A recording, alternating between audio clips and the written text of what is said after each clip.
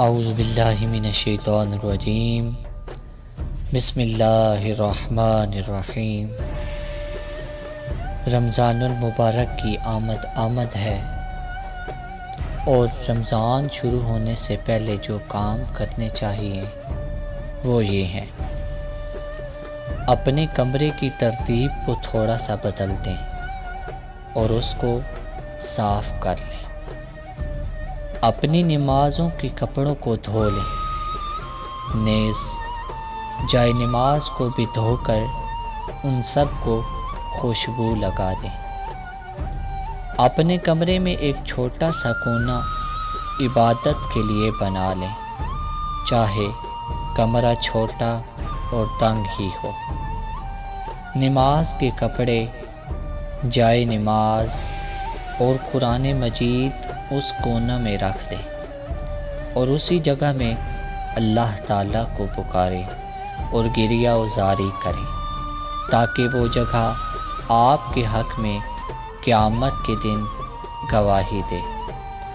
رمضان کے ہر ہفتے میں حج و عمرہ ادا کرنا چاہتے ہیں تو ہفتے میں ایک دن یا زیادہ مقرر کر کے فجر پڑھ کر سورج کے طلوع ہونے تک درود شریف، دعا و استغفار اور تسبیح قرآن پاک کی تلاوت کرنے سے آپ کو مقبول حج و عمرہ کا ثواب ملے گا۔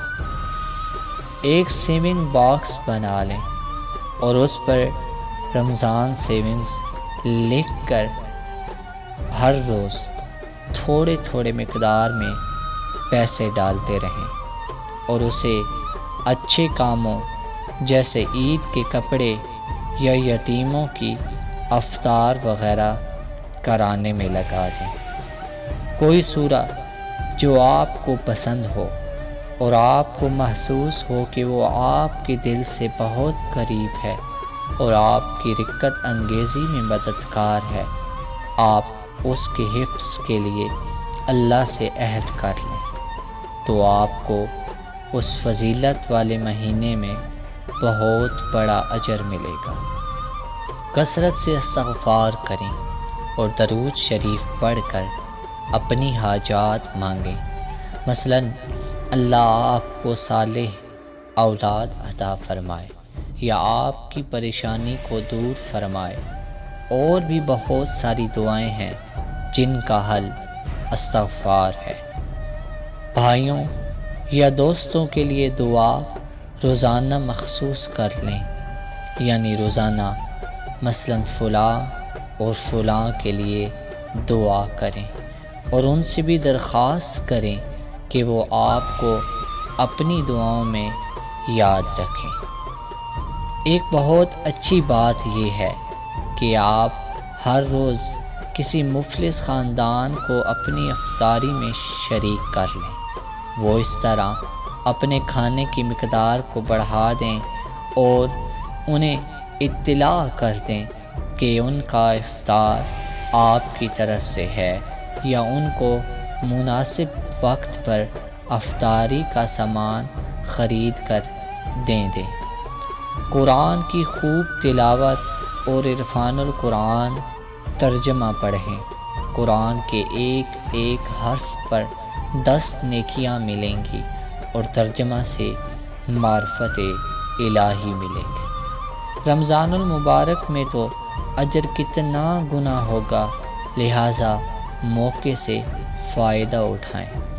ہر روز کچھ رقم رکھ دیں اور 10 دن میں کسی یتیم کو صدقہ و خیرات کر دیں۔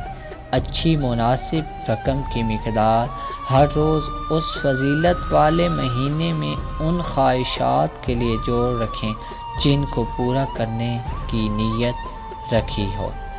اے اللہ، ہمیں رمضان تک پہنچا دے۔ رمضان کو زندگی کا موقع سمجھیں اور اس ماہ خیر کو غنیمت سمجھیں۔ بس دنیا تو فانی ہے اور ہر چیز فانی ہے، اور سوائے اعمال اور اللہ رب العزت کی عبادت اور سیدنا کریم صلی اللہ علیہ وآلہ وسلم کی اتباع و محبت کے ہرگز کچھ باقی رہنے والا نہیں۔ اللہ رب العزت آپ سب کو توفیق عطا فرمائے، آمین۔